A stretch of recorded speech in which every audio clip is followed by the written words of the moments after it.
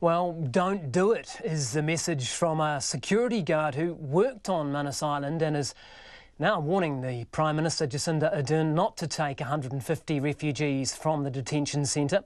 The New Zealand-born guard says many of the men are violent and that he witnessed and compiled records of up to 8 violent incidents a day while he was working there. Checkpoint has agreed not to reveal his identity. We refer to him as Ian in this interview, as he hopes to work again in the security industry in Australia. We have verified through his work identity cards that he did work at detention centres both on Manus Island and Nauru for more than 3 years. Now, Ian claims that there were frequent physical and sexual assaults against staff and against locals, and that he himself was punched in the head. He also says that reports of poor living conditions at Manus while the centre was open, it's closed now, this is while it was open, he claims that they have been exaggerated. These people had air-conditioned containers, which housed 4, which incidentally were the staff quarters prior to Manus reopening, after the contract changed hands. They had apologies from key stakeholders saying, we're sorry we didn't have the latest iTunes loaded on your computers for you so you can download the latest music. Other things like we have found a better sand policy for your volleyball court. You've got staff over there who are struggling to get Wi-Fi, stay in contact with their loved ones, which was stated would be held accountable in the contract. Yet these people get 3 meals a day, classes, English lessons, exercise, fishing excursions, and yes, as I said, they were incarcerated, but poor treatment, definitely not. By the staff, no. And out of frustration, well, one has to ask, that's all well and good, but why did they leave their families, i.e. women and children, behind and venture to the other side of the world, trying to make a better life for themselves and disregarding their families? According to media reports, 6 of the men have killed themselves over this time. Why would they do that? I couldn't honestly tell you that. I mean, yes, I'm aware they have. When I worked in Nauru, they did also. But there's different circumstances. Some people believe there's no hope. Some did it for martyrdom. I can't honestly give you a reason for that, and I'm not going to speculate. No, fair enough. But you're saying your main point is that their conditions were good. Yeah, absolutely. The conditions were not that bad. A lot of it's been highlighted by the media after they have taunted the locals. The locals have reared up, and of course they've managed to film it on a camera phone and then send it out saying they fear for their safety. There are numerous refugees who have integrated into the community. One is now married a local woman with 2 children and is quite happy in PNG. It can't be that bad if people are willing to do that. OK, well, this comes up now especially because the New Zealand Prime Minister, as the previous government did, is offering to take 150 of these refugees, and it seems like the pressure is mounting on Malcolm Turnbull to perhaps accept that deal. What are your thoughts about the offer? I think it's a diabolical offer.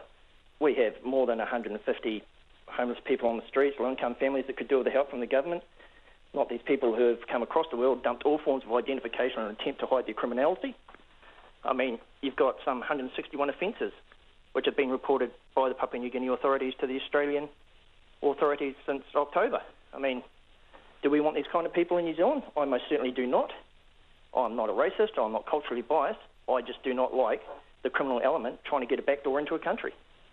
So what would you say to people who said, look, these are genuine refugees, many have fled from war-torn countries, and New Zealand should open its arms and help these people out and give them a fair go? What would you say to them? I would say to them, straight up, as a member of the general public, would you be happy if a paedophile was released from the prison and became your next-door neighbour? 9 times out of 10, someone's going to say, absolutely not interested. I would say to them, where's the difference? We know what these people are capable of. We know there's footage on hard drives that they've got of child pornography, etc. They are not the calibre of people you want to come into a country to try and re-establish themselves. Are you saying that this kind of behaviour represents a small fraction, half of most of these people? I mean, I'm just trying to get to the bottom of how many people you believe are like this on the island, or whether it's just a few troublemakers you're talking about. It's substantially more than a few troublemakers. I wouldn't say a vast majority because I can't comment on that because I haven't personally seen what they've got, but the material I have seen, and I don't know what the vetting process would be for these 150 people that our esteemed leader wants to bring into the country, but I would severely guard against it. Do you think there are 150 of these people who would make a good go of it in New Zealand and be good citizens? Not the ones that have remained in the centre that are fearing for their safety. They're fearing for their safety for a very good reason. They are the ones that have caused all the problems in the local community, antagonising people, luring children.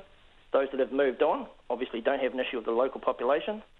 Those people, they could, but again, it opens the back door into Australia. And if that happened, you would be looking at irreparable damage done to the special category visa deal between New Zealand and Australia, which would affect a lot of people. And the example that many might think back to in New Zealand was the Tampa refugees who came to New Zealand. Now, many of those people have done great things in New Zealand. There have been many media reports about some of these young people who went on to work for Treasury, to play football at a high level in this country and really contribute. Now, I don't know any of the people on Manus Island, obviously, so I can't make a direct comparison, but isn't it a fair one possibly to raise that, you know, when we have taken people that Australia has refused to do so under similar kind of circumstances, they've gone on and contributed to the country? What's not to say that these people couldn't do the same?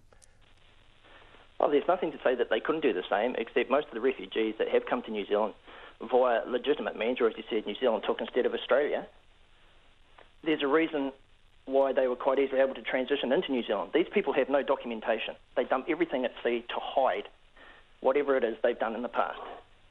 I mean, you get the two men who were arrested for sexually assaulting a 10-year-old local girl. One killed himself in the jail. The other one, as far as I know, is still alive. Again, those people have transitioned out into the community. Quite possibly not a problem, but the ones that remain would be a major issue. I just finally want to concentrate on the evidence that is there. Now, you worked for, I believe, what is pretty much a year and a half on Manus. Was that right? Yeah, that's correct. Is there documented evidence of these kinds of assaults and criminal behaviour, if you like? Was there body armour, camera footage, that sort of thing gathered? And if so, why hasn't it been released? Yeah, absolutely. Body cameras were worn by emergency response teams. Every time there was an incident that escalated, it was activated. I actually dealt with a lot of it. I didn't see the footage. All I did was store it and document it. It was passed on to a higher authority, same as a multitude of incident reports, and we are talking mountains of paperwork. Now, where that is, I can only speculate, is with Australian Border Force, and you would be lucky if it sees the light of day. Do you reckon you'd know roughly how many incidents we are talking about? Not even close, I'm afraid, Guyan. But you're saying, 10, 20, 30, 40. I mean, you're not talking about a few isolated ones. No, I'm probably talking about 7 or 8 a day. 7 or 8 a day? Yep. Incident reports coming with behaviour, threats to staff, attempted illegal activity, even verbal assault on key stakeholders. Yeah, absolutely. I'm talking a day. I'm not saying this is 10 a year. Yeah, so, hundreds and hundreds then. Oh, absolutely. So just finally, what is your message to Jacinda Ardern? She's due to again meet Malcolm Turnbull on the international stage in these Asian meetings that the leaders are engaged in. What is your message to her? My message to her would be, do not pursue this any further. The calibre of people that she wants to bring into the country are not what we want. Yes, we've had refugees make a great life for themselves, as you've already stated. These people are hiding their criminality behind loss of documentation, and if she continues to push the issue, I would not be surprised if Malcolm Turnbull slammed the door on New Zealand and said, well, if you're going to accept these people, all New Zealanders coming to Australia will now require a visa. Those on special category visas over here, like myself, who have come here to work, will find themselves in dire straits, and it cannot be good for either country. That is Ian, a former Manus Island security guard.